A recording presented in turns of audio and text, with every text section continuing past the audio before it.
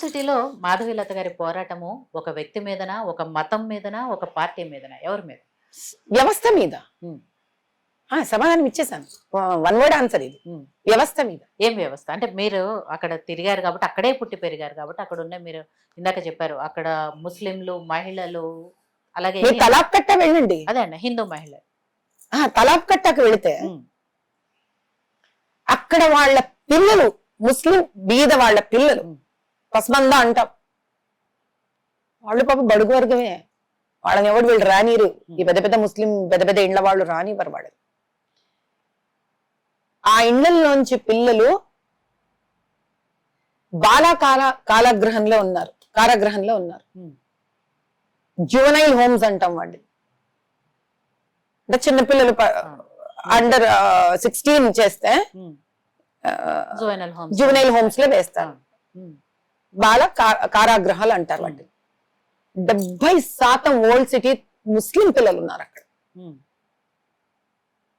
ఎలా తెలుసు? రాఖీ కట్టడానికి నేను వెళ్ళాను అక్కడికి, చెంచల్గూడ జైలుకి. నేను అన్ని చేస్తా, పబ్లిసిటీ ఇచ్చుకోను. వెళ్ళి వాళ్ళకి ఆ రోజు భోజనాలు, తిండ్లు ఏర్పాటు చేస్తే ఒళ్ళు కాలిపోయే జ్వరం చాలా మందికి అక్కడ.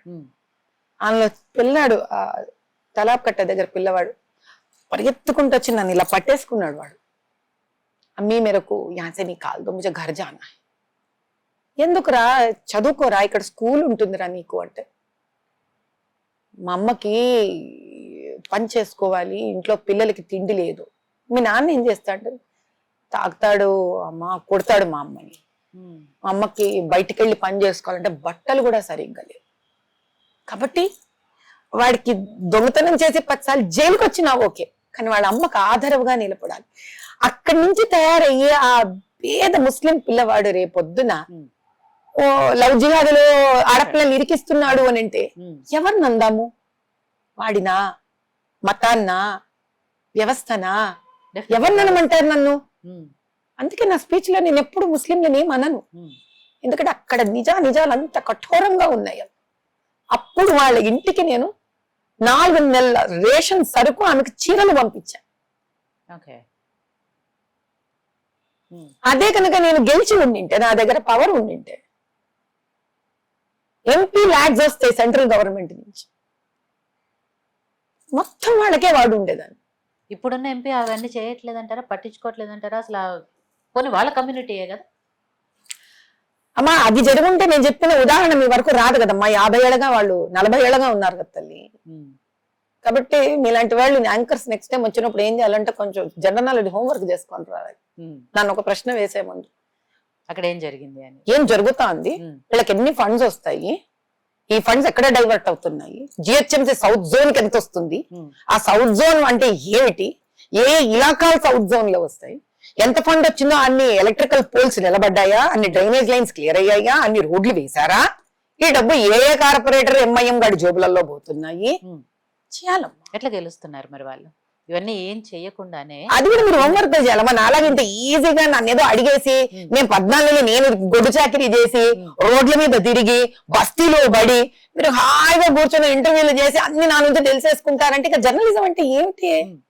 మీరు చేసే హోంవర్క్ ఏంటి చెప్పండి ఒక్కసారి. మీరే అంటున్నారు కదా 14 నెలల నుంచి రోడ్ల మీద పడి కష్టపడి తిరుగుతున్నాను. ఇలాంటి మిమ్మల్ని గెలిపించుకోకుండా అలాంటి వాళ్ళు ఎట్లా గెలుస్తారు అంటే అది ఆ ప్రశ్న నేను మిమ్మల్ని వేస్తా. మీరు అసలు ఏం హోంవర్క్ చేశారని అడుగుతున్నాను నేను. ఏం తెలియకుండా ఎలా ఉంది ఈ రోజు ఒక మీడియా, ఏం తెలియకుండా ఎలా ఉన్నారు తెలియదా? వాళ్ళు ఎలా గెలుస్తున్నారో తెలియదా మీకు?